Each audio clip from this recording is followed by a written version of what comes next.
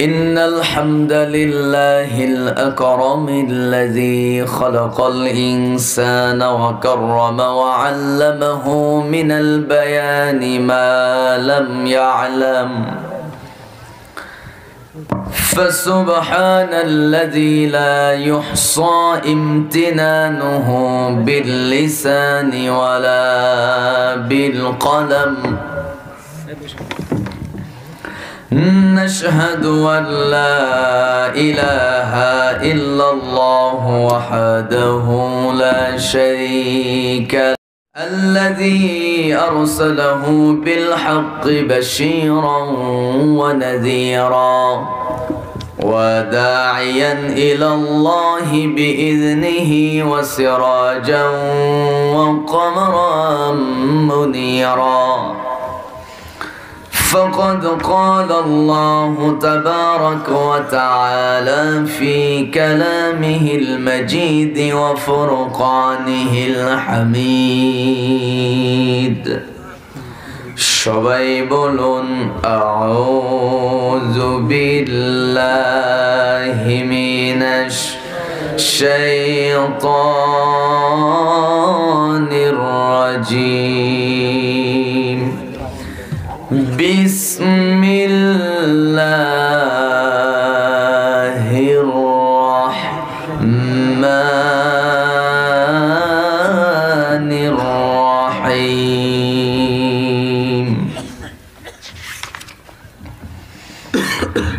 واتل عليهم نبأ الذي آتيناه آياتنا الله آتيناه آياتنا فانسلخ منها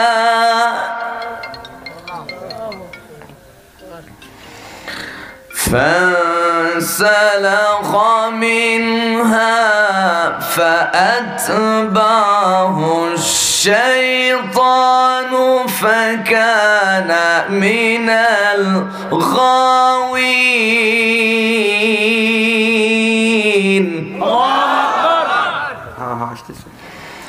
الله أكبر بسم الله الرحمن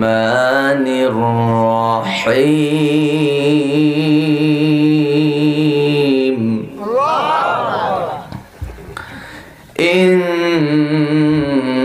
إن الله وملائكته يصلون على النبي يا أيها الذين آمنوا صلوا عليه وسلموا تسليما اللهم صل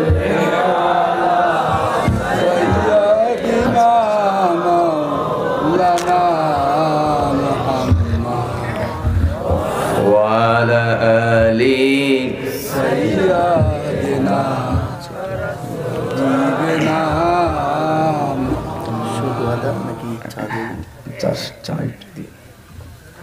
রসুল আমার ভালোবাসা রসুল আমার আলো আশা রসুল আমার প্রেম বিরহের মূল আলোচনা রসুল আমার কাজে কর্মে অনুপ্রেরণা আল্লাহুম্মা সাল্লি আলা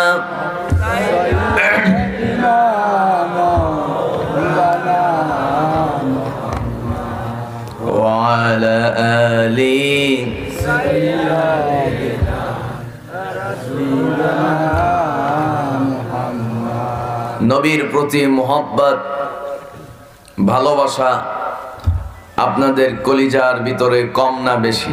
বেশি, ইনশাআল্লাহ বেশি। কোরআনকে আমরা ভালোবাসি জীবনের চাইতে কম না বেশি? কারা কারা কোরআনকে ভালোবাসেন দুইটা হাত উঁচু করে আল্লাহকে দেখায় দেন।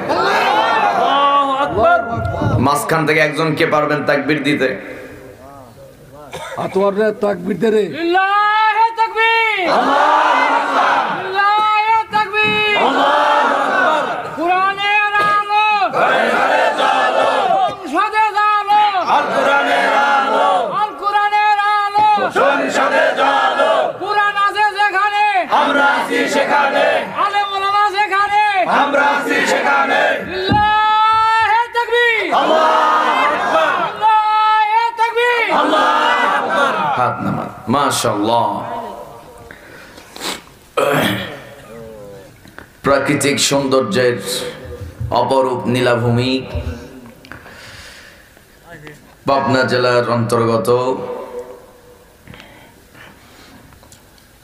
ঐতিহ্যবাহী খয়রান ফুটবল মাঠে আয়োজিত শহীদদের রুহের মাগফিরাত কামনায় খয়রান যুব সমাজের উদ্যোগে ৮তম বার্ষিক তাফসীরুল কোরআন মাহফিল ১৩ই ফেব্রুয়ারি ২০২৫ আজকের এই মহতী আয়োজনের সম্মানিত সুযোগ্য সভাপতি বিশিষ্ট সমাজসেবক জনাব আলহাজ মোহাম্মদ তুজাম্মেল হক খান সাহেব, বিশেষ আলোচক বৃন্দ, জলসা পরিচালনা কমিটি বৃন্দ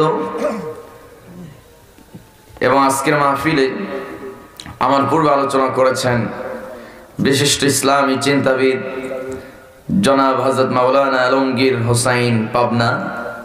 আলোচনা করেছেন আমার অত্যন্ত কাছের আমার জুবায়ের ভাই। আপনারা তো সবাই চেনেন তো না? মাশাআল্লাহ। আসলে আল্লাহ কেমনে তারে মিলাই দিছে। আল্লাহু আকবার। আমি আসর নামাজ আদায় করলাম, তখনও জানি না যে এরকম একটা প্রবলেমে পড়ে যাব। মূলত সোহেল ভাইয়ের সময় কথা হচ্ছিল যে ইনশাআল্লাহ এশার নামাজটা আদায় করব, না হলেও 8:30টার মধ্যে পৌঁছে সেখানে গিয়ে 1 ঘন্টার একটু রেস্ট নেব, ঘুমাবো। আসলে বান্দা চাইলেই সব হয় না, আল্লাহ চাইলে সব হয়। সমস্ত কিছুর মালিকানা কেবলমাত্র কার হাতে? আল্লাহর হাতে। যে মহান রব সবকিছু পরিচালনা করেন, সে মহান রবকে আমরা ধন্যবাদ জানাই। আমরা বলি আলহামদুলিল্লাহ। স্টেজে এবং সামনে বসা হযরত উলামায়ে কেরাম, ফুদালায়ে আযম, সুশীল সমাজ, জাতির শ্রেষ্ঠ সন্তান শিক্ষক মণ্ডলী, জাতির বিবেক সাংবাদিক বৃন্দ, প্রশাসনের দায়িত্বে কর্মরত কর্মকর্তা বৃন্দ, দূরেও কাছের বিভিন্ন স্থান থেকে ছুটে আসা তাওহীদের পতাকাবাহী, কালেমার ঝান্ডাবাহী, দ্বীন ইসলামের নরসরদুল বীর মুজাহিদ, প্রাণ প্রিয় দ্বীনি ভাইরা, আড়াল থেকে শুনছেন শ্রদ্ধা সম্মানিতা মা এবং বোনেরা, আলোচনার সূচনায় আনুষ্ঠানিকতার মধ্য দিয়ে আমার পক্ষ থেকে আবারও হৃদয় নিংড়ানো ভালোবাসা মিশ্রিত দিল খোলা সালাম। আসসালামু আলাইকুম ওয়া রাহমাতুল্লাহি ওয়া বারাকাতুহু। সবাই কেমন আছেন? আমাকে উল্টো প্রশ্ন, আল্লাহ তাআলা আমাকেও আপনাদের কাতারেই রেখেছেন। যে মহান রব সারাদিনের সকল ব্যস্ততা থেকে মুক্ত করে কোরআনের টানে জান্নাতের বাগানে, যে মালিক আমাকে আপনাকে এক একটা এই বাগানের ফুল হওয়ার তৌফিক দান করলেন, শুকর আদায় করছে মুহাব্বাতান, জোরালো কণ্ঠে বলে উঠছে আলহামদুলিল্লাহ। দরুদ ও সালাম বর্ষিত হোক মানবতার মহান মুক্তির দূত আকায়ে নামদার তাজদার মদিনা, আমার আপনার প্রিয় রাসূল আহমদ মুস্তফা মুহাম্মদ মুস্তাফা, একটু চিৎকার একটু মুহাব্বতের সাথে বলছি সাল্লাল্লাহু আলাইহি ওয়াসাল্লাম। সম্মানিত ভাইয়েরা, যে কোরআনুল কারীম তেলাওয়াত করেছি, যে কিতাব থেকে আমি তেলাওয়াত করেছি, এই কিতাব হককে হক বলে, বাতিলকে বাতিল বলে।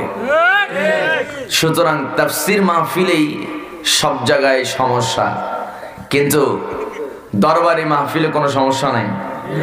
কারণ ওই জায়গায় শুধুমাত্র দরবারের কাহিনী বলতেই তো সময় শেষ, কোরআনের কথা কখন বলবে? যেখানে কোরআনের কথা নেই সেখানে আবু জাহেলের মাথা ব্যথা নাই, যেখানে কোরআনের কথা ওখানে আবু জাহেলদার মাথা ব্যথা।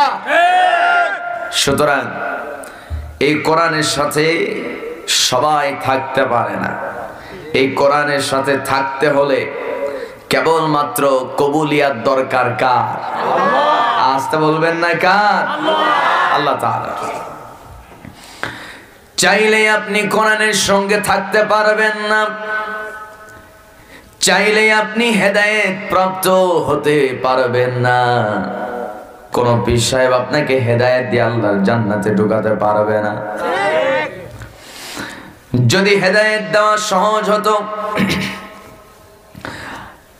মানুষের হাতে কেন, অন্তত নবী রাসূলদের হাতে যদি হেদায়েতের, মানুষকে হেদায়েত করার যদি সেই ক্ষমতা থাকতো, তাহলে সর্বপ্রথম আমার নবীজির চাচা আবু তালেবকে হেদায়েত করে মুসলমান বানাইতেন।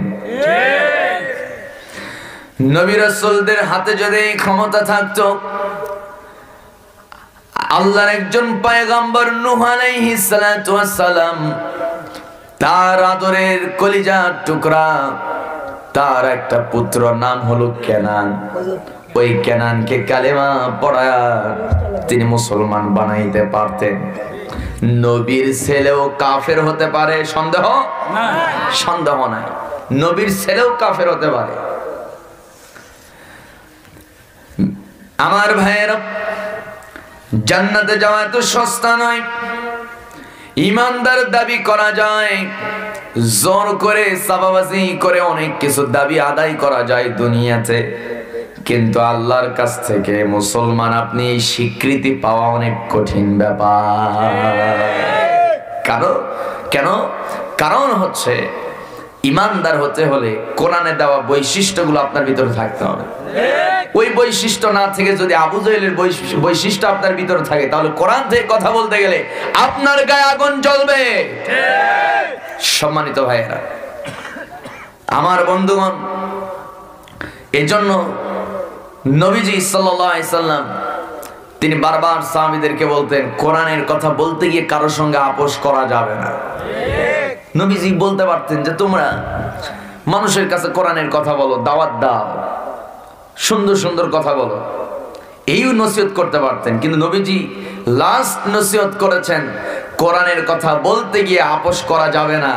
কারণ কোরআনকে যারা একটু বাইপাস করে, নেতারা মন জোগায়া, সভাপতি সেক্রেটারি মন জোগায়া চাকরি টিকে রাখার জন্য যে খতিব সুবিধাভোগী হক কথা বলতে চায় না, তাই সে হচ্ছে প্রকাশ্য মুনাফিক।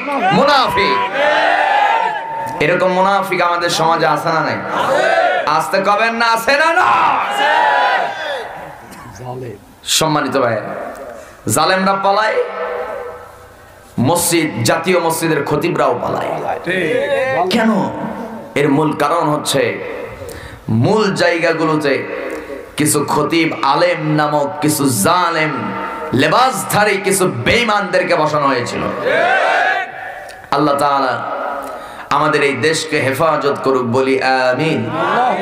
আল্লাহ তাআলা এই কোরআন নাজিল করে পৃথিবীর तमाम মানুষকে জানাচ্ছেন কোরআনটা কেন নাজিল করলাম, কি উদ্দেশ্য নিয়ে কোরআন নাজিল করলাম, এটা তো জানা দরকার, ঠিক কি না?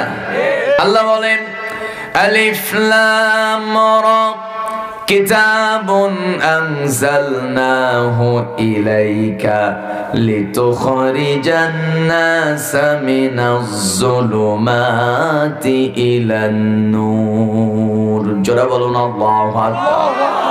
মহান রব্বুল আলামিন বলেন, হে রাসূল, আমি যে কিতাব কোরআন আপনার উপরে নাজিল করলাম, উদ্দেশ্য কেবলমাত্র একটা।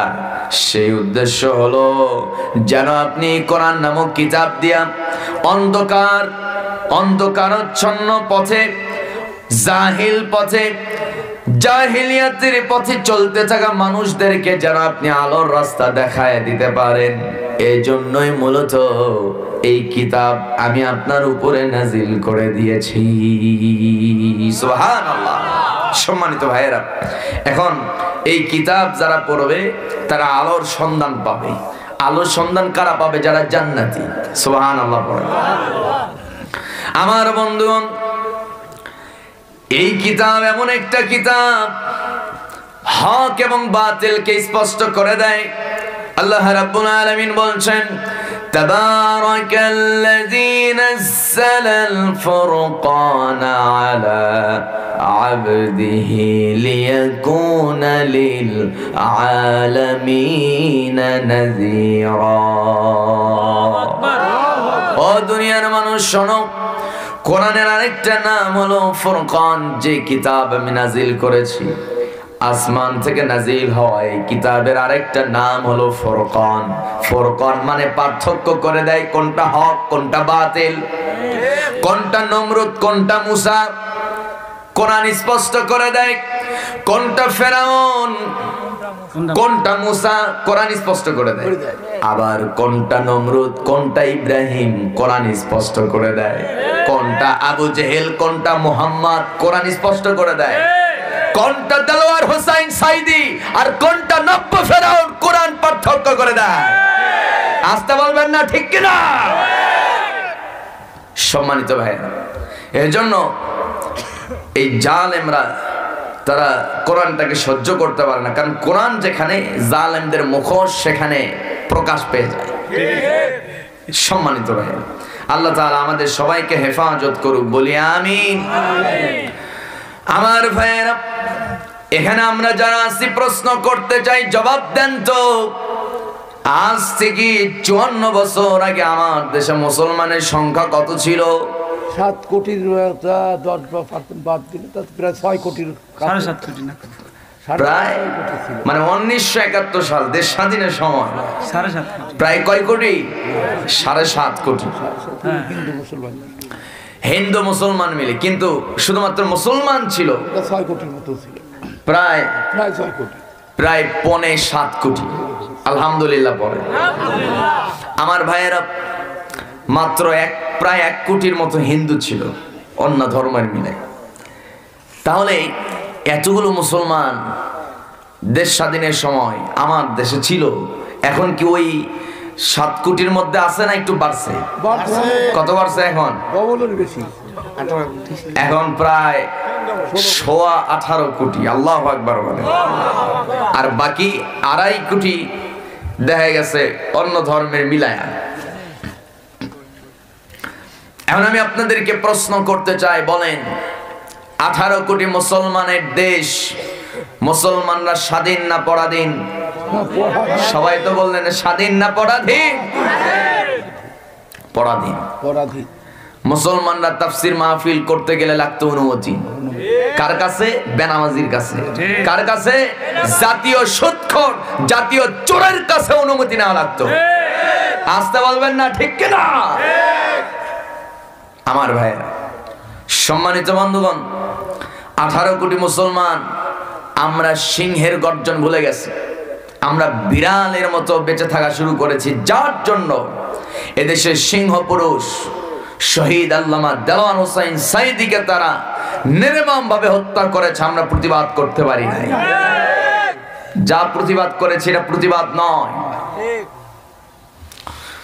সম্মানিত বন্ধুগণ, 18 কোটি মুসলমান থেকে লাভ কি হলো?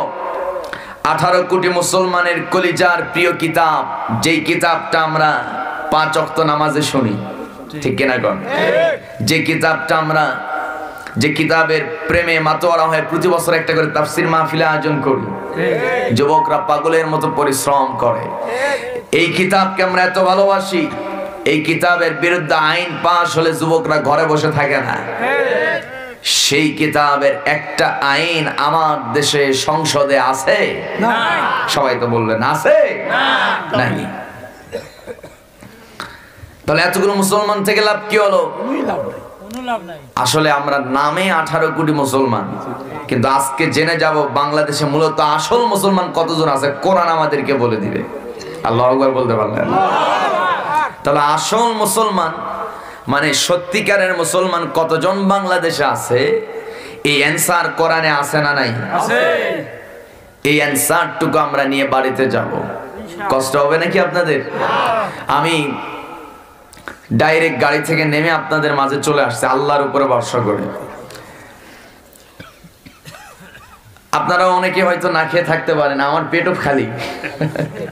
যাই হোক, সব মিলিয়ে আল্লাহ যে আমাকে গোছানো কথা বলার তৌফিক দিচ্ছেন, এটা আমার কাছে মানে সবচেয়ে বড় বিশাল নিয়ামত মনে হচ্ছে। ঠিক কি না? আলহামদুলিল্লাহ বলি, আলহামদুলিল্লাহ। সম্মানিত ভাইয়েরা, আল্লাহ তাআলা দুনিয়ার মানুষকে জানাচ্ছেন, বান্দা ঈমান আনা সহজ, ঈমান টিকিয়ে রাখা অত্যন্ত কঠিন। ঈমান আনা সহজ, ঈমান টিকিয়ে রাখা সহজ না কঠিন? কঠিন। আল্লাহ রাব্বুল আলামিন বলেন,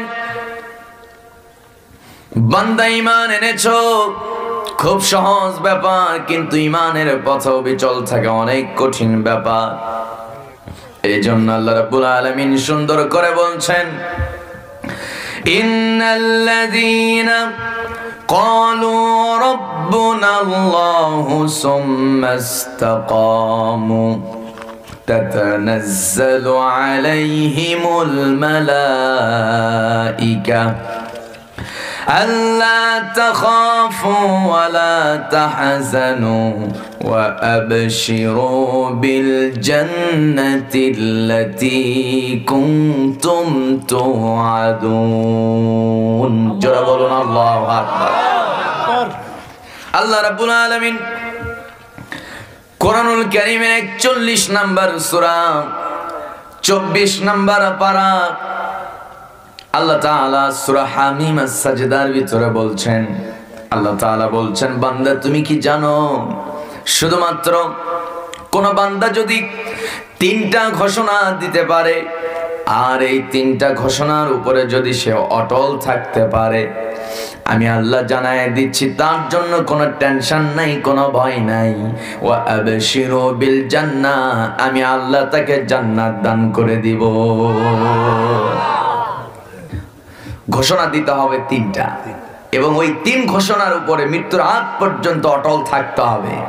সেই 3টি ঘোষণা কি জানার দরকার আছে না নাই? এই 3টি ঘোষণা কি? এই 3টি ঘোষণা আমাদের জীবনে আছে না নাই? এবং এই 3টি ঘোষণার উপরে আমরা অটল আছি, অবিচল আছি নাকি? আল্লাহ রাব্বুল আলামিন সুন্দর করে বলছেন, ইন্নাল্লাযীনা ক্বালু রাব্বুনাল্লাহু সুম্মা ইসতাকামু তাতানাজ্জালু আলাইহিমুল মালাঈকা। জোরে বলুন আল্লাহু আকবার। আল্লাহ রাব্বুল আলামিন বলছেন, ও ঈমানদাররা শোনো, শুধুমাত্র কালিমা পড়বা, ঈমান আনবা। মুসলমানের ঘরে জন্ম নিয়েছো, বংশ সূত্র নিয়ে, তোমার বাপ মুসলমান, তোমার মা মুসলমান, সেই সূত্রে তুমি মুসলমান। বড় সস্তা দাবিদার, ঠিক না গো? সস্তা দাবি যে আমি মুসলমান। এই মুসলমানি কতদিন থাকবি বান্দা জেনে রাখো, যদি তুমি নিজেকে ঈমানদার হিসাবে দাবি করো, অবশ্যই তোমার জীবনে 3টা ঘোষণা থাকতে হবে। কয়টা ঘোষণা? 3টা ঘোষণা। 1 নাম্বার ঘোষণা হলো, ওই বান্দা জবান খুলে স্পষ্ট ভাবে দুনিয়ার तमाम মানুষকে জানায় দেবে, ক্বালু রাব্বুনাল্লাহ, আমার রব একজন। আওয়াজ করে বলতে হবে তিনি কে।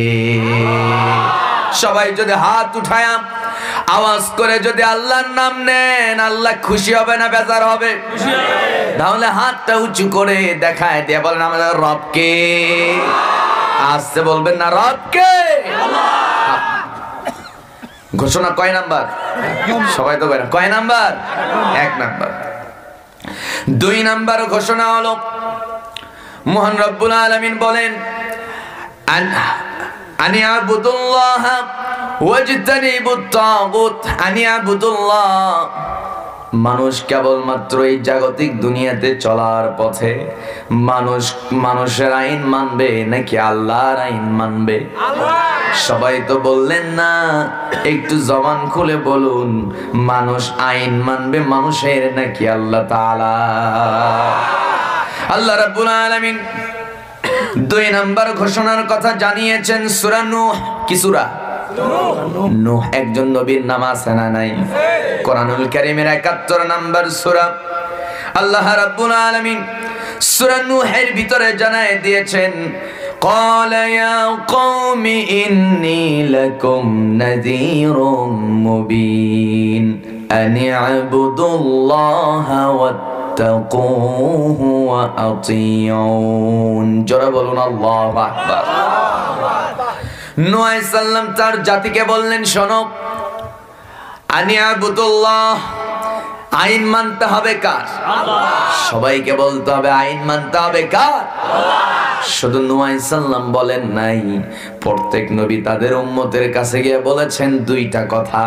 1 নাম্বার কথাই হলো ওয়ালাকাদ বা'আসনা ফি কুল্লি উম্মাতির রাসূলান আন ই'বুদুল্লাহা ওয়াজতানিবুত তাগুত। জোরে বলুন আল্লাহু আকবার। কষ্ট হচ্ছে নাকি আপনাদের?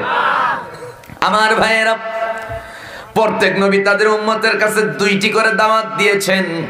1 নাম্বার দাওয়াত হলো আনিয়াবুদুল্লাহ, মানুষের আইন মানা যাবে না, আইন মানতে হবে আনিয়াবুদুল্লাহ, শুধুমাত্র কার আইন? আল্লাহ। 2 নাম্বার কথা হলো বিত্তাগুত, তাগুতকে বর্জন করতে হবে। তাগুত শ্রেণী হলো তারা যারা আল্লাহ প্রদত্ত কিতাব ওহীর জ্ঞান যারা অস্বীকার করে, এই কিতাব যারা পড়ে না, মানে না, শোনে না, অন্য কেউ শুনতে দেয় না, মানতে দেয় না, এবং অন্য কেউ এই কোরআন পড়তে দেয় না, এই শ্রেণীর মানুষ আমার দেশে আছে না? না আছে, মানে অনেক আছে। আছে না নাই? কোন কোরআনের তাফসীর মাহফিল শুরু হলেই এক শ্রেণীর গায়ে জ্বালা পোড়া শুরু হয়ে যায়। জ্বালা পোড়া তো তাদের গায়ে শুরু হয় যারা ক্ষমতায় গিয়া চুরির স্বপ্ন দেখে। হাত তোলা বলতে হবে, ঠিক কিনা? এরকম চোর আছে না নাই? বিগত 54 বছর, হুজুর, বিগত 54 বছর আমার দেশে পবিত্র সংসদ ভবন, যে সংসদ আমরা পবিত্র করেছি 3 লক্ষ শহীদের পবিত্র রক্তের বিনিময়ে, সেই পবিত্র সংসদ ভবন আবারও আমরা ধুয়ে মুছে সাফ করেছি আমাদের তরুণদের রক্তের বিনিময়ে। কথা বলো ঠিক কিনা? এই পবিত্র সংসদ ভবনে বিগত 54 বছর আমরা দেখেছি হাতে গোনা 3-4 জন ছাড়া, হাতে গোনা কয়জন ছাড়া? 3-4 জন ছাড়া এই সংসদ ভবনের চেয়ারগুলোতে যারাই বসতো এক একটা হাইব্রিড চোর। যারা ঠিক বলবে না ওই গ্রুপ জোরে গান ঠিক কিনা? এক একটা হাইব্রিড চোর। সবাই দাবি করে মুসলমান, কিন্তু আল্লাহ বলে মুসলমানরা ক্ষমতায় গেলে তারা পরামর্শ সাপেক্ষে তারা আল্লাহর পক্ষে রায় দিয়ে আল্লাহর বিধানগুলো চালু করে দেয়। আমার ভাইয়েরা, তারা সেটা করে নাই। সম্মানিত বন্ধুগণ, আমরা আগামীতে সংসদ ভবনে প্রত্যেকটা চেয়ারে আমরা দেখতে চাই সেই সমস্ত লোক যারা চুরি করে না। আমরা আগামীর সংসদ ভবনের চেয়ারগুলো, পবিত্র চেয়ারগুলোতে দেখতে চাই নামাজি, বেনামাজি মানুষদেরকে, বেনামাজি নেতাদেরকে আমরা দেখতে চাই না। চান কারা কারা? 2টা হাত উঁচু করে দেখায় দেন মুসলমান।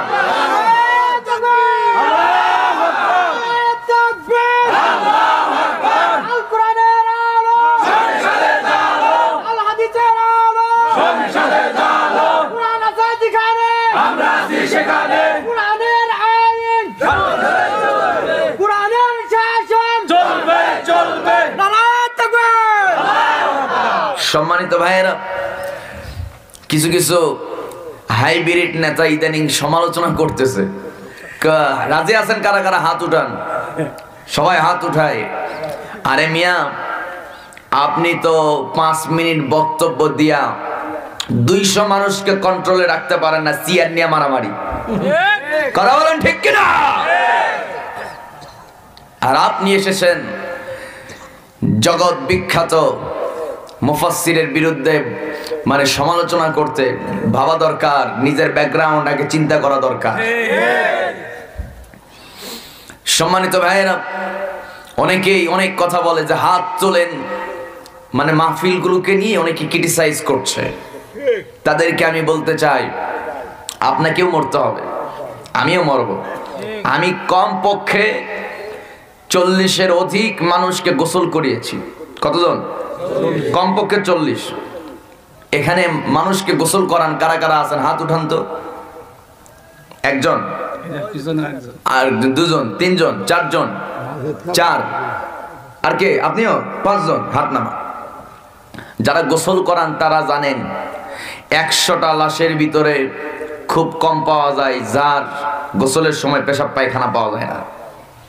তাছাড়া 100টা মৃত ব্যক্তির লাশ গোসলের সময় দেখা যায়, অন্তত 100টার ভিতরে দেখা গেছে 95টা লাশ গোসল করানোর সময় আগে পেশাব পায়খানা পরিষ্কার করতে হবে। কি কথা ঠিক আছে কিনা বলেন? এই যে এখানে আপনাদের সামনে আমি প্রমাণ দিচ্ছি, এই যে যারা লাশ ধুইছে, কি হুজুর ঠিক আছে না? আগে পায়খানা ধুতে হয়। কেন? লোকটা মৃত্যু করছে, ওর ইমানি হালতে মৃত্যু হয় নাই। যদি ইমানি হালতে মৃত্যু হতো, আল্লাহর কসম তার পায়খানা বের হতো না। কথা কয় না? যারা বলুন ঠিক কিনা? বড় বড় ফুটানি, দাম্ভিকতার শেষ নাই। ইমান নিয়ে কবরে যাওয়া সহজ ব্যাপার না। আমি অন্তত 40টা মানুষকে গোসল করিয়েছি, জীবনে শুধুমাত্র একটা মানুষকে পেয়েছি যার চেহারার মধ্যে হাসি চমকাচ্ছিল। একটা মানুষ, শুধুমাত্র 40টার ভিতরে কয়টা? একটা। চেহারার মধ্যে প্রচন্ড মনে হচ্ছে লোকটা মারা যায়নি, হাসতেছে। আমার ভাইয়েরা, ওই লোকটার পেশাবও বের হয় নাই, পায়খানাও বের হয় নাই। অত্যন্ত পবিত্রতার সাথে আল্লাহ তার রূহটাকে আইলিনে পৌঁছায় দিয়েছেন। সুতরাং কিসের দাম্ভিকতা? কয়দিন বাঁচবো ভাই? কয়দিন অহংকার করে বাঁচবেন বলেন? অহংকার মানুষের জন্য না। অহংকার কার জন্য? অহংকার আল্লাহর। অহংকার আল্লাহর জন্য। কারণ যিনি কারো মুখাপেক্ষী না, তার জন্য অহংকার। আমরা কিন্তু সবাই মুখাপেক্ষী, ঠিক না? মুখাপেক্ষী নন তো একজন, তিনি কে? সবাই বলুন, কুল হুয়াল্লাহু আহাদ আল্লাহুস সামাদ লাম ইয়ালিদ ওয়া লাম ইউলাদ ওয়া লাম ইয়াকুল লাহু কুফুয়ান আহাদ। রব মূলত, হে রাসূল আপনি বলুন, রব মূলত 2 না 1? হুয়াল্লাহু আহাদ, আহাদ মানে 1 না 2? 1। রব মূলত একজন, রব মূলত একজন। আর আল্লাহুস সামাদ, তোমাদের রব তো এমন একজন রব, তিনি কোনো কিছু করার জন্য কারো কাছে দ্বারস্থ হতে হয় না, মুখাপেক্ষী হতে হয় না। তিনি অমুখাপেক্ষী, সবাই তার মুখাপেক্ষী। আল্লাহু আকবার। তিনি কাউকে জন্ম দেয় নাই, তাকেও কেউ জন্ম দেয় নাই। ওয়ালাম ইয়াকুল লাহু কুফুয়ান আহাদ। পৃথিবীর সব শক্তি এক জায়গায় করলেও আল্লাহ তাআলার শক্তির সমকক্ষ হতে পারবে নাকি? পারবে না। কিসের অহংকার? আজকে আলেমদেরকে নিয়ে বাজে মন্তব্য করো, মরে দেখো। সম্মানিত ভাইয়ের, আল্লাহ হেদায়েত দান করুন। আরেকটু জোরে বলুন আমিন। আমরা জান্নাতের দলটাকে পাতলা দেখতে চাই না ভারী দেখতে চাই? আমার সব ভাইগুলো জান্নাতে যাক। যারা আমাকে নিয়ে সমালোচনা করে তাদেরকে নিয়ে আমি জান্নাতে থাকতে চাই। এরকম বড় উদার মনের হওয়ার দরকার আছে না নাই? ভাই, আমরা সবাইকে নিয়ে জান্নাতে থাকতে চাই, একা একা জান্নাতে থাকতে চাই না, ঠিক কি না? আমার ভাইয়েরা, সম্মানিত বন্ধুগণ, এজন্য অহংকার না, দাম্ভিকতা না, অত্যন্ত বিনয় হতে হবে। মাটির মতো নিজেকে বিলিয়ে দিতে হবে। মাটি যেমন একেবারে কিছুই বলে না, আপনি খোঁড়েন, ওইটা দিয়ে ইটা বানান, ওইটা দিয়ে 10 তলা বিল্ডিং বানান, মাটি কিন্তু কিছু বলবে না। কিন্তু মাটি কথা বলবে যেদিন আপনার শেষ নিঃশ্বাস ত্যাগ হবে, ঠিক কিনা? সেদিন আপনার সাথে কথা বলবে। আমার বন্ধুগণ, দাবি করলে ইমানদার হওয়া যায় না। ইমানদার হতে হলে, সত্যিকারের ইমানদার হতে হলে 3টা ঘোষণা দিতে হবে। 1 নাম্বার হলো ক্বালু রাব্বুনাল্লাহ, আমার আপনার রব একজন, আওয়াজ করে বলুন তিনি কে। 2 নাম্বার আনিয়াবুদুল্লাহ, আল্লাহর আইন ছাড়া কারো আইন আমি মানি না। যে ঘোষণা দিবে আমি একমাত্র আল্লাহর আইন মানি, আল্লাহর আইন ছাড়া আমি কারো আইন মানতে চাই না, পারবো না। এবং আমি আল্লাহর আইন দিয়ে সমাজ রাষ্ট্র চালাতে চাই। এ মতের পক্ষে থাকার দরকার আওয়ামী লীগ, বিএনপি, জাতীয় পার্টি, জামাত, সমস্ত দলের মুসলমানদের দরকার আছে না নাই? আপনি জামাত করেন, বিএনপি করেন, আওয়ামী লীগ করেন, জাসদ বাসদ যেটাই করেন, আপনি যদি দাবি করেন আমি মুসলমান, তাহলে আপনার অবস্থান হতে হবে কোরআনের পক্ষে। কথা বলুন ঠিক কিনা? জামাত ইসলামী যদি কোরআনের বিরুদ্ধে অবস্থান নেয়, আমরা জামাতের বিরুদ্ধে কথা বলবো। চরমোনাই যদি কোরআনের বিরুদ্ধে অবস্থান নেয়, আমরা চরমোনাইকে ছাড় দেব না। বিএনপি যদি কোরআনের বিরুদ্ধে অবস্থান নেয়, বিএনপি কেও ছাড় দেওয়া হবে না।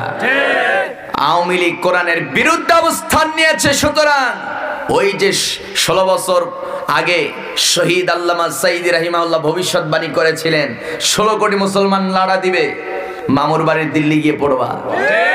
কোরআনের বিরুদ্ধে অবস্থান নিয়েছে, দিল্লিতে গিয়ে তার বাসস্থান হয়েছে, অর্থ পাবে না। সম্মানিত ভাইয়েরা, এই তো ইঁদুরে নাকি গর্থও পাবে না, ঠিক না? উনি নিজেই বলেছেন 100 বছরে পৃথিবীতে একটা করে মুস্তাজাবুদ দাওয়া আসে। মুস্তাজাবুদ দাওয়া যারা হন, তারা যা দোয়া করেন আল্লাহ কবুল করে নেন, এবং তারা যে ভবিষ্যৎবাণীগুলো দেন আল্লাহ সেগুলো বাস্তবে রূপান্তরিত করেন। আমরা বিশ্বাস করি তিনি একজন মুস্তাজাবুদ দাওয়া ছিলেন। আল্লাহ তাকে কবুল করুক, জোরে বলি আমিন। আমার ভাইয়েরা, সম্মানিত বন্ধুগণ, তাহলে 2 নাম্বার ঘোষণা হলো আনি আবুদুল্লাহ, আমি আইন মানবো কার? আল্লাহ ছাড়া কারো আইন মানি না, কারো না, আমি আল্লাহর আইন মানি। এ মতের পক্ষে থাকার দরকার আছে না নাই? যদি থাকেন ঈমান আছে, থাকবেন না ঈমান থাকবে না। সম্মানিত ভাইয়েরা, আমার বন্ধুগণ, 3 নাম্বার ঘোষণা হলো ইন্নাদ-দীনা ইনদাল্লাহিল ইসলাম, আল্লাহর মনোনীত দলের রাজনীতি করি। আল্লাহর মনোনীত দলের নাম কি? ইসলাম। সবাই তো কয় না আল্লাহর মনোনীত দলের নাম কি? ইসলাম। এই 3টা ঘোষণা যদি আপনি দিতে পারেন, এবং এই 3 ঘোষণার উপরে আপনাকে আরেকটা কাজ করতে হবে, সুম্মাস্তাকাম, ইস্তেকামত থাকতে হবে। শুধু ঘোষণা দিয়ে আপনি যদি তাদের মানে একেবারে কোনো ভূমিকাই না রাখেন, তাহলে এটা হলো না। মুখে বললেন এক কথা, ঘোষণা দিলেন, আর কাজে গিয়ে আরেক দল করবেন, আরেক দলের সামসামি করবেন, ঈমান থাকবে না। আমার বন্ধুগণ, এই কথাগুলো বললে উনি কি চিন্তা করে হুজুর রাজনীতির বক্তব্য দিচ্ছেন?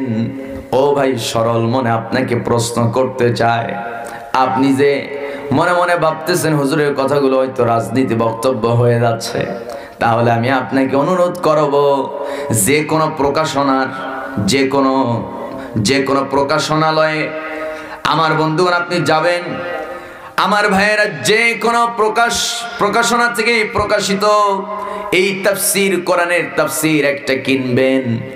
যা টাকা লাগে, যদি টাকা না থাকে আমাকে বলবেন, আমি দিয়েও দিব ইনশাআল্লাহ। কিন্তু আপনাকে অনুরোধ করব, এই চিন্তা করার আগে আপনাকে অবশ্যই এই কোরআন, আমি অনুরোধ করব, শুরু থেকে নিয়ে শেষ পর্যন্ত আপনি যে কোনো একটা কিতাব শুধুমাত্র অনুবাদ পড়বেন। কি পড়বেন? অনুবাদ। আরবি পড়তে পারেন না, বাংলাগুলো শুধু পড়ে যান। তাফসিরে ইবনে কাসির পড়েন, তাফসিরে মারুফুল কোরআন পড়েন, তাফসিরে বাইজাবি পড়েন, আমার বন্ধুগণ তাফসিরে তাফহিমুল কোরআন পড়েন। যে কোনো কিতাব পড়েন না কেন, আপনি যে কোনো কিতাবের শুধু বাংলাগুলোই যদি পড়েন, আরবি যদি নাও পড়তে পারেন, আল্লাহর কসম করে বলি, আপনি একটা বার শুরু থেকে নিয়ে শেষ পর্যন্ত শুনে অনুবাদ পড়বেন, যেদিন পড়া শেষ হবে আপনি বলতে বাধ্য হবেন কোরআনের কিতাব আসল রাজনীতির কিতাব। আসতে বলবেন না ঠিক কিনা? কারণ এই কিতাব দিয়ে আমার নবীজি রাজনীতি করছে। এখন যদি কেউ বলে কোরআনের সঙ্গে রাজনীতির কোনো সম্পর্ক নাই, ইমানটা আছে না গেছে? আমার বন্ধুগণ, আমার ভাইয়েরা, কতদিন আর ফুলের স্বর্গে বাস করবেন? কি ব্যতিক্রম চিন্তা! এবার কোরআন থেকে যে হুজুর আওয়াজ করে ওই কোরআনই পড়ব। একটা বার কোরআন পড়েন, আল্লাহর কসম আপনার চিন্তা পরিবর্তন হয়ে যাবে, আপনার সব পরিবর্তন হতে বাধ্য। আমার ভাইয়ের, আমরা কোরআন না পড়েই উল্টা পাল্টা কথা বলি, ঠিক না? কোরআন না পড়েই যা ইচ্ছা তাই বলি। এমন কি আমার দেশের চায়ের দোকানে দুই কৃষক মুরব্বী চা খাইতে খাইতে ওনারা দুজন মিলে নেতানিয়াহু সরকার আর ডোনাল্ড ট্রাম্পকে বুদ্ধি দেয়। আছে না নাই? চায়ের দোকান বাংলাদেশে বসে, গ্রামে বসে ওনারা নেতানিয়াহু সরকার ইসরায়েলের, এরপরে আপনার হচ্ছে ডোনাল্ড ট্রাম্প, জো বাইডেন, ওদেরকে বুদ্ধি দেয় এইরকম করা দরকার ছিল, এরকম করতে হবে। বুদ্ধি দেওয়ার মতো লোক আছে না নাই? কোন রাগ করলেন নাকি আবার? বিশাল বুদ্ধিজীবী। কিন্তু যদি বলা হয় যে চাচা সূরা ফাতিহাটা পড়েন তো, অথবা সূরা ফাতিহার অর্থটা পড়েন, বাংলা বলতে পারবে না। আছে না নাই? কিন্তু চাচা বিশাল হাজি সাহেব, বিরাট বড় হাজি সাহেব, নামাজ ছাড়তে রাজি না, এটা খুব ভালো। আবার মনে করেন হঠাৎ করে বিশিষ্ট সমাজসেবক হাজি সাহেবের নাম পোস্টারে আসে নাই, আসলেও আবার আলহাজটা আসে নাই, পোস্টার বাতিল, নতুন করে পোস্টার কর, নাইলে মাহফিল করতে দিব না। এরকম কিছু নরপিচাস আছে না নাই? আমার বন্ধুগণ, নামাজ ধরেছে, সুদ ছাড়তে পারে না। নামাজ ধরেছে কিন্তু মিথ্যা ছাড়তে পারে না। নামাজ ধরেছে, নিজের বউকে রেখে অন্যের বউয়ের প্রতি নিশা ছাড়তে পারে না। কথা হয় না? আছে না নাই? বিরাট বড় হাজি সাহেব, স্বভাব পরিবর্তন হয় না। যুবক মানুষ হাজি সাহেবের কাছে গিয়ে বলতেছে, চাচা যান, বিরাট বিপদের মধ্যে আছে, দয়া করে 1000 টাকা ধার দেওয়া যাবে নাকি 2 দিনের জন্য? সঙ্গে সঙ্গে হাজি সাহেবের মেজাজ গরম। বুঝিস না আমাদের এলাকায় বর্তমানে কি অবস্থা চলতেছে? কারো হাতে টাকা নাই অবস্থা। এমনিতে আমার পরিবার চলে না, তোরা আবার 1000 টাকা দিব কোথায় থেকে? আমার বন্ধুগণ, এবার যুবক বুদ্ধি খাটায় বলতেছে, চাচা এত জোরে কথা কন কেন? একটু থামেন, একটু নরম হন। কিসের নরম? যখন তখন তুই শুধু টাকা চাস, টাকা কি নিয়ে আমি বসে আছি? টাকার গাছ নিয়ে মনে বসে আছি, বকা ঝকা কইরা অবস্থা খারাপ। যুবক বলতেছে, চাচা আপনি আজকে শনিবার 1000 টাকা দিবেন, সোমবারে আপনাকে টাকা ফেরত দিব, কিন্তু 1000 দিব না, সাথে আরো 200 টাকা। চাচার সেই গরম মেজাজ অটোমেটিক ডাউন। আছে না নাই? কোন এবার চাচা যুবকের হাতটা শক্ত করে ধইরা বলতেছে, শোন বেটা, আগে বলবি না, সম্ভবত তোর চাচির কাছে টাকা থাকতে পারে, চল তো। দরজায় ঠোকা মেরে বলে, মুকলে সিনেমা দরজা খোলো। ঘর করে ঘরের ভিতরে ঢুকে করকনে একটা 1000 টাকার নোট এনে যুবকের হাতে দিয়ে বলতেছে, কথা যেন ঠিক থাকে। আছে না নাই? বলেন আসতে কবেন না? আছে না নাই? ওই হাজি সাহেব ভুল ধরে ইমাম সাহেবের, ওই সুদখোর হাজি সাহেব ভুল ধরে কার? ইমাম সাহেবের। আল্লাহ তাআলা হেফাজত করুক, বলি আমিন। আমার ভাইয়েরা, সম্মানিত বন্ধুগণ, রাগ করতেছেন নাকি আপনারা? আমি তো আপনাদের এলাকার পরিবেশ পরিস্থিতি জানি না, আবার কেউ কষ্ট পাচ্ছেন নাকি তাও জানি না। আল্লাহ তাআলা আমাদেরকে সঠিক সমাজ দান করুক, বলি আমিন। তাহলে ইমানদার দাবি করলেই ইমানদার হওয়া যায় না, 3টা ঘোষণা দিতে হবে।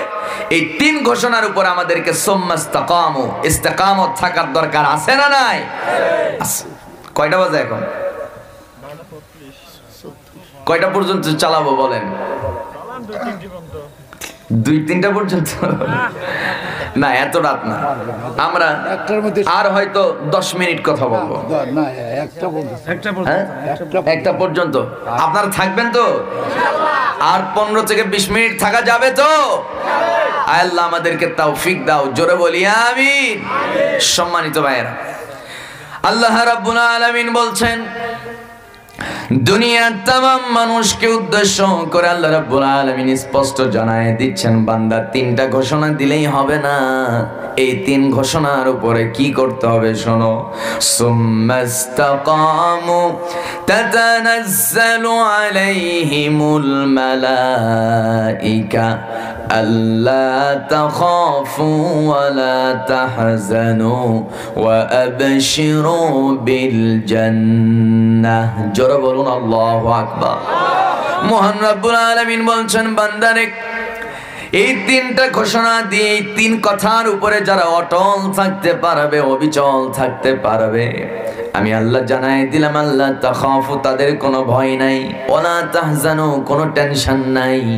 আল্লাহ তাআলা তো ডাইরেক্ট বলতে পারতেন 3টা ঘোষণা দিয়েছো এবং 3 ঘোষণার উপরে অবিচল থাকছো, এখন তোমার জন্য জান্নাতের ঘোষণা করলাম। জান্নাতের ঘোষণা আগে করলেন না, আগে আল্লাহ জানাই দিচ্ছেন, বান্দা এই 3 ঘোষণা দিয়ে, এই 3 ঘোষণার উপরে যদি অটল থাকতে পারো, আল্লাহ তাখাফু, ভয় নাই, ওয়ালা তাহজানু, টেনশন নাই। ভয় এবং টেনশন নাই, এই কথা আল্লাহ কেন জানাই দিলেন? কারণ হলো, এই 3 কথার উপরে যখন আপনি অটল অবিচল থাকবেন, আপনাকে বাতিলরা বানাবে যুদ্ধ অপরাধী, আপনাকে বানানো হবে রাজাকার, আপনাকে বানানো হবে মানবতা বিরোধী। এই সমস্ত মিথ্যা মামলা, রাষ্ট্র বিরোধী মিথ্যা মামলা দিয়া আপনাকে হয়রানি পেরেশানি করে জেলখানায় বন্দী করা হবে। মিথ্যা সাক্ষী জোগাড় করে দিয়া, আমার বন্ধুগণ, আমার ভাইয়েরা, ফাঁসির রশি পর্যন্ত আপনাকে পৌঁছায় দেওয়া হবে। এই জন্য আল্লাহ বলেন, আল্লাহ তাখাফু, কোনো ভয় নাই, ওয়ালা তাহজানু, কোনো টেনশন নাই, ওই ফাঁসির রশির ওই পারে আছে, ওয়া আবশিরু বিল জান্নাহ, বান্দা তোর জন্য বহুতল ভবন জান্নাত। আর একটু জোরে কোন সুবহানাল্লাহ। আমার বন্ধুগণ, আমার ভাইয়েরা, গভীর মনোযোগ। নবীর একজন সাহাবী ছিলেন, নাম তার ইবনে খাতাল। কি নাম? সবাই তো কয় না কি নাম? ইবনে খাতাল। ওই সাহাবী কালেমা পড়ে ইসলাম গ্রহণ করলেন। খবরটা আবু জেহেলের কানে পৌঁছে গেল। আবু জেহেল মুহূর্তের মধ্যে করলো কি? ইবনে খাতালের সঙ্গে সাক্ষাৎ করলেন, ইবনে খাতালকে জানাই দিলেন, ওরে ইবনে খাতাল, শুনলাম তুই নাকি মুহাম্মদের দিন ইসলাম গ্রহণ করেছিস। ও ইবনে খাতাল, ইসলাম গ্রহণ করেছিস ঠিক আছে, কিন্তু তোর জন্য লাস্ট ওয়ার্নিং হলো, ইসলাম ছাড়বি তো এই এলাকায় তুই ব্যবসা করতে পারবি। মক্কা নগরীতে তোর তো একটা ব্যবসা আছে, ওই ব্যবসা যদি টিকিয়ে রাখতে চাস, মুহাম্মদের দিন ইসলাম ছেড়ে দিতে হবে। ইবনে খাতাল বললেন, ছেড়ে দিলাম। এরকম যদি 1000টা যদি ব্যবসা প্রতিষ্ঠান আমার লজ্জায় ছেড়ে দিতে হয়, আমি ছেড়ে দিতে রাজি আছি, কিন্তু আল্লাহর নবী এবং আল্লাহকে ছাড়তে রাজি নাই। আমার ভাইয়ের, আবু জেহেলের মেজাজ গরম। ঠিক আছে, আমার সামনে থেকে দূর হ। ইবনে খাতাল চোখে চোখ রেখে, ভয় না করে আবু জেহেলের সঙ্গে তিনি কনভারসেশন সেরে ফেললেন। এবার আমার বন্ধুগণ, আবু জেহেল রাতারাতি তার বাহিনীকে নির্দেশ দিলেন, ও আমার বাহিনীর লোকেরা শোনো, ইবনে খাতালের দোকান লুটপাট করতে হবে, ওর দোকানটা আগুন দিয়ে জ্বালায় দেওয়া হবে। বিগত 17 বছর যারা কোরআনের রাজনীতি করত, তাদেরকে ঠিক মতো ব্যবসাও করতে দেওয়া হয় নাই। যারা বলেন ঠিক কিনা? আমার বন্ধুগণ, এগুলো হচ্ছে আবু জেহেলের চাল। কার চাল? আবু জেহেলের চাল। আবু জেহেলের চাল তো তারাই চালে যাদের রক্তের ভিতরে আবু জেহেলের রক্তের মিশ্রণ ঢুকে গেছে। ইবনে খাতাল বাড়িতে চলে আসলেন সকালবেলা ঘুম থেকে উঠে। ইবনে খাতালের প্রতিবেশী একজন বন্ধু আছে, তিনি দৌড়ে এসে বলছেন, ইবনে খাতাল, দেখলাম তোর দোকানটা ওরা লুটপাট করেছে, আগুন দিয়া জ্বালায়া তোর দোকান শেষ করে ফেলছে। ইবনে খাতাল বলে, টেনশন নাই, কারণ ইমানদাররা বিপদ আপদে তারা হতাশ হয়ে যায় না। সুবহানাল্লাহ বলে। ইমানদারদের সাথে আছে কে? আল্লাহ। শহীদ আব্দুল কাদের মোল্লা, মীর কাসেম আলী, তাদেরকে যখন ফাঁসির রশির দিকে নিয়ে যাওয়া হয়, তাদের হাসি দেখে জল্লাদ বলে, ভাই আপনারা এত হাসেন কেন? কি ব্যাপার? মনে হয় কোনো ভিআইপি কোনো মেহমানের সঙ্গে মনে হয় দেখা করতে যাচ্ছেন। সুবহানাল্লাহ করেন। আপনাদের এই হাসি আমাদের কলিজা জ্বালায় শেষ করে দেয়। নাউজুবিল্লাহ করেন না। মুসলমানদের হাসি বেঈমানদের কলিজা জ্বালায় শেষ করে দেয়, ঠিক কি না? কারণ লোকটার এখন 10 মিনিট পর ফাঁসি হবে, লোকটা হাসে। সুবহানাল্লাহ বলে।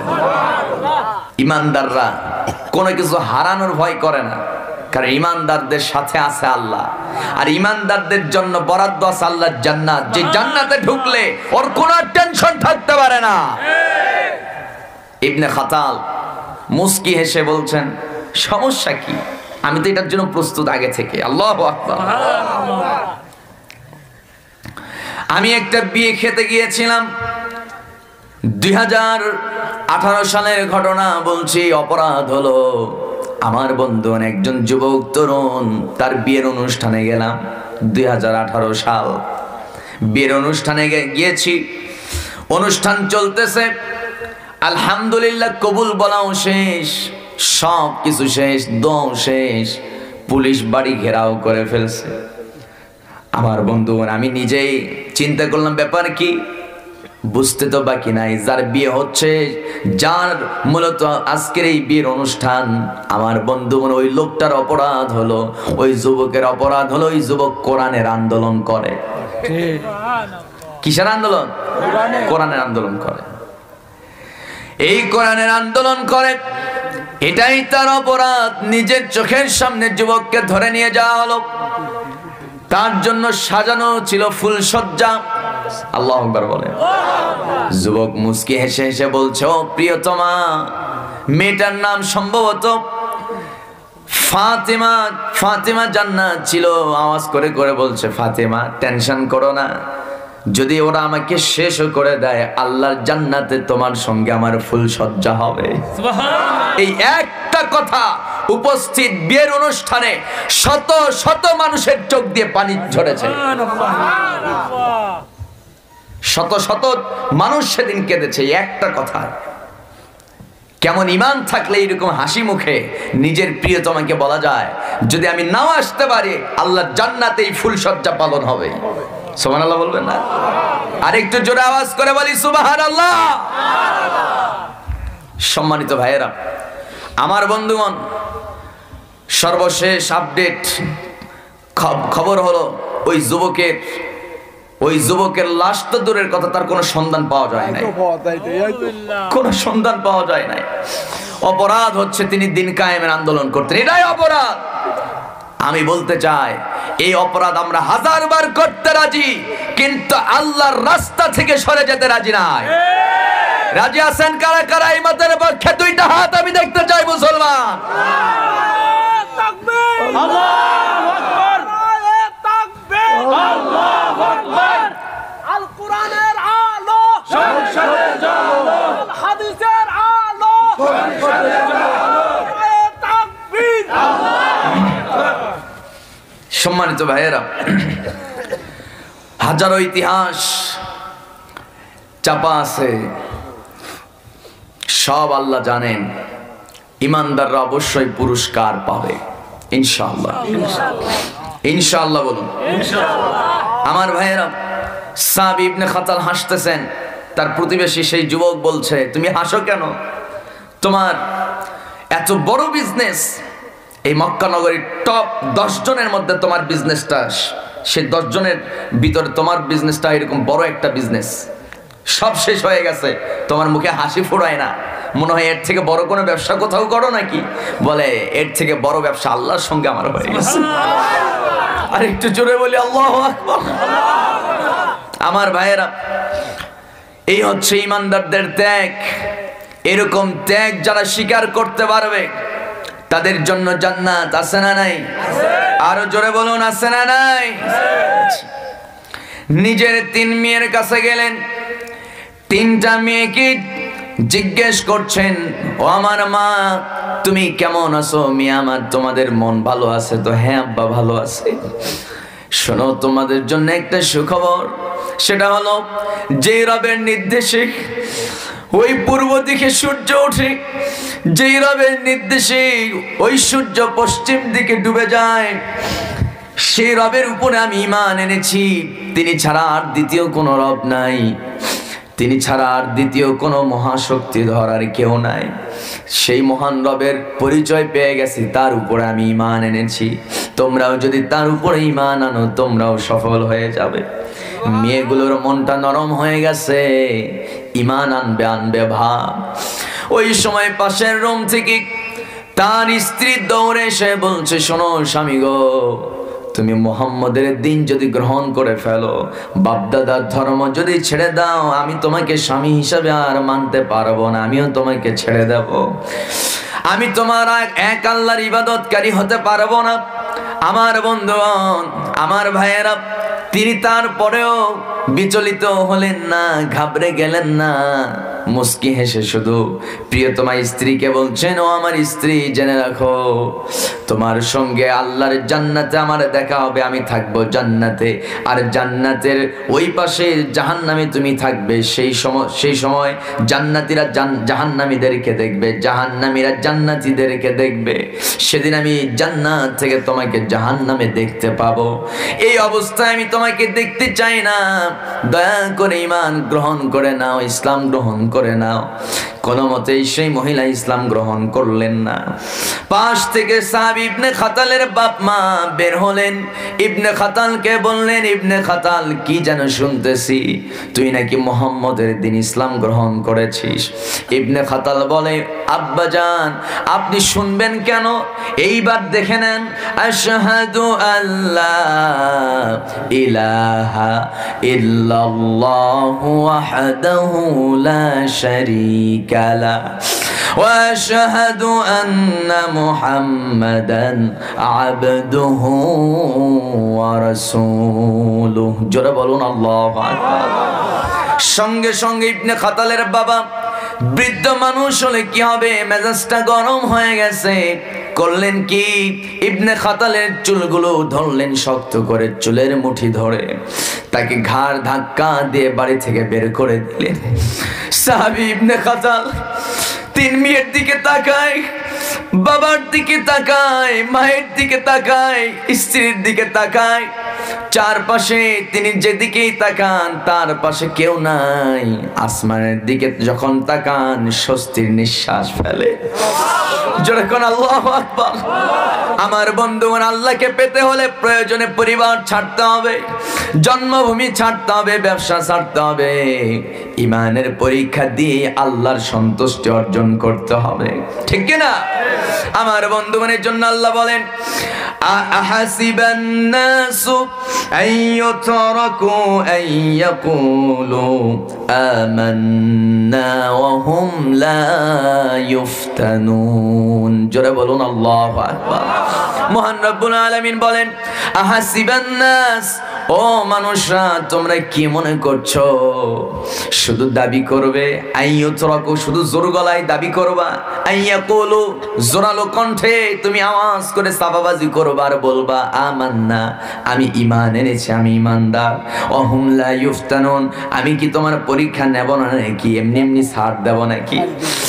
ও বান্দা, জেনে রাখো, তোমাদের প্রিয় নবী ঈমানের পরীক্ষা দিতে নিয়ে যেই মানুষটার কোনো গুনাহ নাই, যেই মানুষটার কোনো পাপ নাই, সেই নিষ্পাপ মহানবী সাল্লাল্লাহু আলাইহি ওয়াসাল্লাম তিনি ঈমানের পরীক্ষা দিতে গিয়া জীবনের শেষ মুহূর্ত পর্যন্ত এই সামনের দুই দাঁত তাকে হারাতে হয়েছে। আমার নবীজি কোনদিন এই সামনের দুই দাঁত দিয়ে গোশত ছিঁড়ে খাইতে পারেন নাই। নবীজির সামনের দুই দাঁত ওরা শেষ করে দিয়েছে। আমার বন্ধুগণ, নবীজি মৃত্যুর আগ পর্যন্ত আমার নবীজি এই মেরুদণ্ডের ব্যথার যন্ত্রণা সহ্য করেছেন। রাসূলকে চরম ভাবে নবীজির মেরুদণ্ডের মধ্যে আঘাত করা হয়েছে।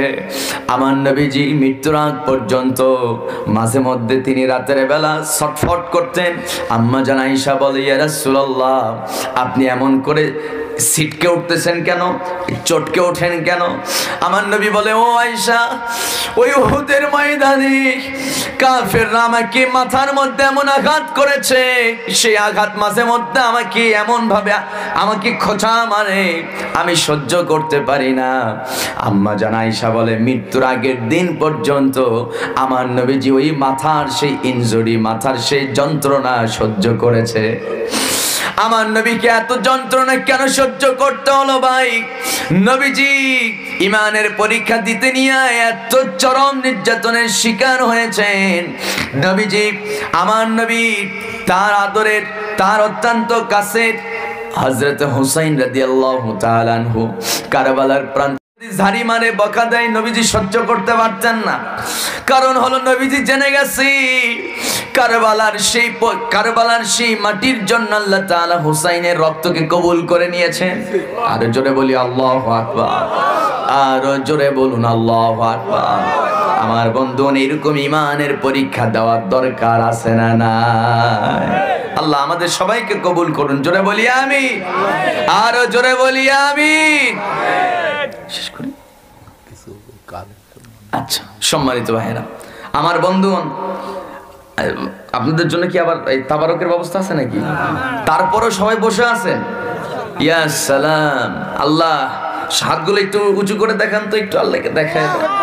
আল্লাহ, প্রত্যেকটা হাত যারা যারা উঠাইছেন, এই হাতগুলোর সঙ্গে আল্লাহ জান্নাতে দেখা করার তৌফিক দাও। আমরা সবাই জান্নাতে মিলেমিশে তোমার সামনে যেন তোমার প্রশংসায় সেজদায় অবনত হতে পারে। আল্লাহ কবুল করো। আরো জোরে বলি আমিন। আমার ভাইয়েরা, আমরা দোয়া করে এখান থেকে বিদায় নেব। জোরে বলি ইনশাআল্লাহ। আরো জোরে বলুন ইনশাআল্লাহ। আমার ভাইয়েরা, আপনারা বুঝতেছেন আমি একটু অসুস্থ, এর মানসিকভাবে একটু চাপ আমার উপরে গেছে। যাই হোক, গলার মধ্যেও খুব একটা শক্তি পাচ্ছি না। রাত অনেক গভীর হয়ে গেছে, 12টার পরে আমি কেন জানি শক্তি পাই না। আবার আগামীকাল জুমার নামাজ আছে। সুস্থতার জন্য আপনাদের সবার কাছে আমি দোয়া চাই। আপনারা দোয়া করবেন না ইনশাআল্লাহ? আমার কথায় কেউ কি আবার রাগ করলেন নাকি? রাগ করলে মাফ করে দিয়ে ইনশাআল্লাহ, ঠিক আছে? আল্লাহ আমাদের সবাইকে সঠিক বুঝ দান করুক। বলি আমিন। আমি হয়তো আপনাদের খোরাক মেটাতে পারছি কিনা জানি না। যদি আল্লাহ কবুল করেন, আগামী বছর আমি আপনাদেরকে সময় দেব ইনশাআল্লাহ। জোরে বলি ইনশাআল্লাহ। আমি সময় দেব ইনশাআল্লাহ, যদি আল্লাহ কবুল করেন। আর আমি আপনাদেরকে একটু অনুরোধ করব, যেহেতু এটা শহীদদের রুহের মাগফিরাত কামনায় মাহফিল, আমার ভাইয়েরা, পৃথিবীর প্রথম শহীদ হচ্ছেন, ইসলামের প্রথম শহীদ কোন পুরুষ না, তিনি হচ্ছেন একজন মহিলা। নাম কি? সুমাইয়া রাদিয়াল্লাহু তাআলা আনহা। সুমাইয়া রাদিয়াল্লাহু তাআলা আনহা থেকে শুরু করে নিয়ে আজকেও ফিলিস্তিনে যারা শহীদ হয়েছেন, সমস্ত সারা দুনিয়াতে যারা কোরআনের জন্য শহীদ হয়েছেন, সমস্ত শহীদদের জন্য আজকের এই দোয়া। আমরা খুশি না বেজার? আল্লাহ এই শহীদদের জন্য, শহীদদের স্মরণে এই দোয়া মাহফিল। শহীদদের জন্য কোনো মাগফিরাতের দরকার হয় না, কারণ ওরা এমনিতেই ক্ষমা লাভ করেছে। সুবহানাল্লাহ। আরো জোরে বলি সুবহানাল্লাহ।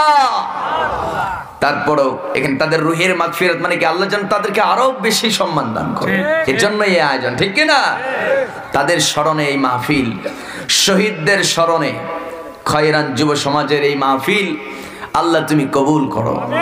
আরো জোরে বলি আমিন। এই মাহফিল প্রতি বছর চালু থাকুক, আমরা চাই কি চাই না? আপনি কি জানেন, একজন হাফেজ, কোরআনের হাফেজ 10 জনের অধিক মানুষকে জান্নাতে নিয়ে যাবে। আর একজন আলেম 70 জনের অধিক মানুষকে জান্নাতে নিয়ে যাবে। কমপক্ষে কতজন? 70। আর একজন শহীদ 70,000 মানুষকে আল্লাহর জান্নাতে নিয়ে যাবে। কি পাওয়ার!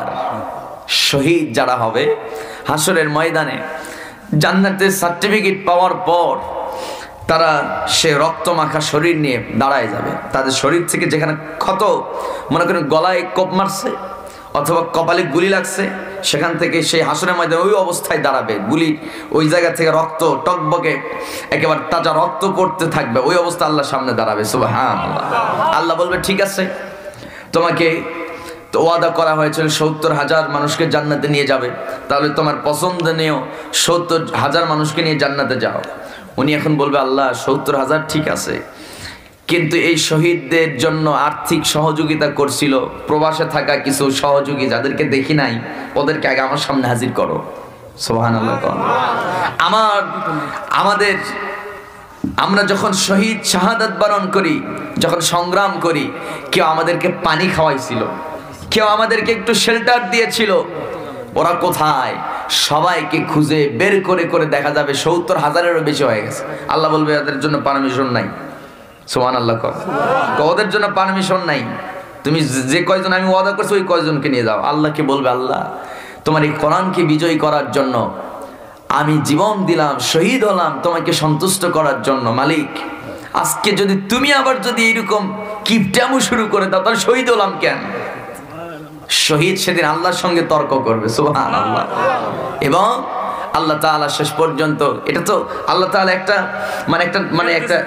একটা অভিনয়, কিন্তু আল্লাহ তাআলা শেষ মুহূর্তে সেই শহীদকে পারমিশন দিবে, যাও তোমার কোন কোন পরিচিত শুভাকাঙ্ক্ষী আছে, কে কোথায় আছে, কেউ থাকবে জাহান্নামে, ঝাঁপ মেরে লাফ মেরে তাকে জাহান্নাম থেকে উঠায় আল্লাহর জান্নাতে ঢুকায়। শহীদের সবচেয়ে বড় পাওয়ার, জোরে কোন সুবহানাল্লাহ। আমার ভাইয়েরা, এই মাহফিলটা প্রতি বছর যদি চালু থাকে, আমরা তাদের স্মরণে, আমরা যদি শহীদ নাও হই তাদেরকে স্মরণ করে আমরা যে আয়োজন করছি, হতে পারে হাসরের ময়দানে যদি এই শহীদ ভাইয়েরা আমাদেরকে একটু যদি স্মরণ করে, আমাদের আর পিছনে তাকার দরকার নেই, ঠিক কিনা? আমরা এই মাহফিল প্রতি বছর চালু রাখবো। আর আমি আপনাদেরকে দয়া করে অনুরোধ করব, কেউ উঠবেন না, আদায়ের কথা বললে অনেকে উঠে যায়, দয়া করে আপনারা যে যা পারেন 1000 টাকা 500 টাকা আমাকে একটু বলবেন, অথবা আগামী বছর এই মাহফিল প্রতি বছর 1000 করে দিবেন, দাতা সদস্যের নাম লিখাবেন, ঠিক আছে না? হ্যাঁ, এরকমও যদি কেউ থাকেন একটু নামগুলো বলে যাবেন। আগামী বছর আপনি বেঁচে থাকতে নাও পারেন, হয়তো নাও বাঁচতে পারেন, কিন্তু ওই যে ওয়াদা করেছেন আল্লাহ তাআলা এই সওয়াব আপনার আমলনামায় পৌঁছায় দিবে। সুবহানাল্লাহ।